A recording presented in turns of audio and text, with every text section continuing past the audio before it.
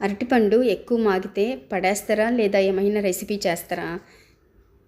Recipe అయితే ఏ recipe చేస్తారు comment చేయండి చూద్దాం. నేనైతే ఇప్పుడు బన్స్ చేయబోతున్నా. బన్స్ ఎట్లా చేస్తానో చూపిస్తారండి. ఫస్ట్ అయితే 2 బాగా మాగుండే అరటిపండు తీసుకోవాలి. తర్వాత 2 స్పూన్ చక్కెర, అంటే మన స్వీట్కి తగినట్టు. తర్వాత జీలకర్ర 1 స్పూన్. తర్వాత చిటికెడు ఉప్పు, ఊరికే టేస్ట్కి అంతే. ఆల్రెడీ చక్కెర ఉంది కాబట్టి ఊరికే కొంచెం వేసుకొని బాగా మ్యాష్ చేసుకోవాలి, అరటిపండు అంతా మెత్తగా అయ్యేంత వరకు.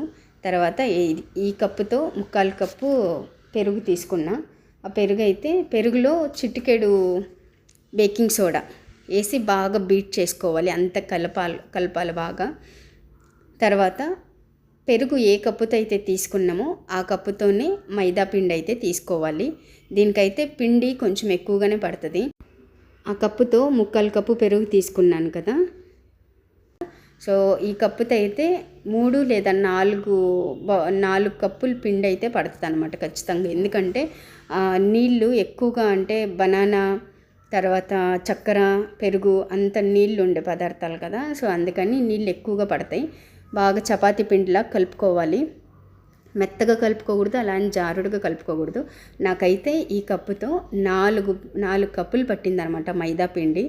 సో బాగా కలిపి 6 to 7 అవర్స్ పక్కన పెట్టుకోవాలి.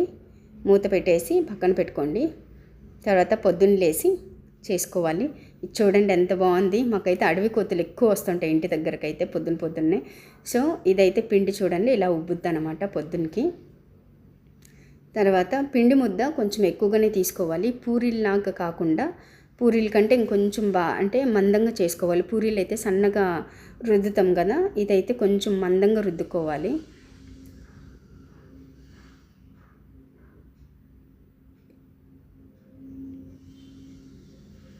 ఇలా ఈ సైజులో రుద్దుకోవాలన్నమాట. ప్యాన్లో ఆయిల్ పోసుకొని మీడియం ఫ్లేమ్లోనే ఫ్రై చేసుకోవాలి. ఇది టక్కని పూరీలాగా పొంగదు, కొంచెం టైం పడుతుంది. ఒక పక్క కలర్ వచ్చిన తర్వాత ఇంకో పక్కకు తిప్పాలి. ఇంతే, బన్స్ రెడీ. దీనికైతే కాంబినేషన్ వచ్చి వెజిటేబుల్ కుర్మా లేదంటే చట్నీ. నేనైతే చట్నీ చేసిన, కొబ్బరి పప్పులు, పచ్చిమిరపకాయ, ఉప్పు అంతే. ఇవేసి కొంచెం నీళ్ళు యాడ్ చేసి మిక్సీకి పట్టుకోవాలి. కావాలంటే తాలింపు పెట్టుకోవచ్చు, లేదంటే అట్లే కానీ తినచ్చు. చట్నీ కుర్మా ఇవేవి వద్దనుకుంటే ఒట్టి బన్స్ కానీ తినచ్చు, బాగుంటుంది టేస్ట్ అయితే. వీడియో నచ్చింది అనుకుంటా, నచ్చితే సబ్స్క్రైబ్ చేసుకోండి.